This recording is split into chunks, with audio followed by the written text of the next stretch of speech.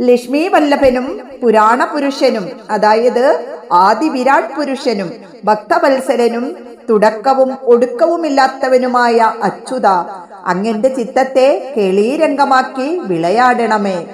അതിനായി നാരായണ അങ്ങേക്ക് നമസ്കാരം. മനസ്സിലെല്ലായ്പ്പോഴും അച്യുതൻ, അതായത് വിഷ്ണു അല്ലെങ്കിൽ കൃഷ്ണരൂപം എപ്പോഴും വിളങ്ങണം.